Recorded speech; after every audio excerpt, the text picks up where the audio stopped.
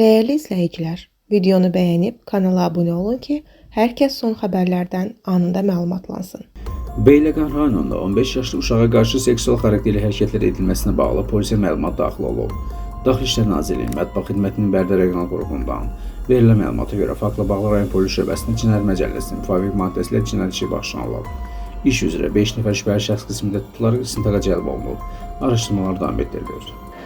Bakıda restoranda yanğın baş verib. Xəbər verilir ki, hadisə Sabunçu rayonunun Bakıxanov qəsəbəsində yerləşən Firuzə Şadlıq Sarayında toy məclisi zamanı baş verir. Belə ki, Qığılcım Şadlıq Sarayındakı işıqlandırma və tüstü vurma üçün istifadə edilən dekorasiya sistemində başlayıb. Sonradan açıq alovla müşahidə olunan yanğın zamanı dekorasiya üçün istifadə edilən tüstü qutuları da açılıb və zalı tüstü bürüyüb.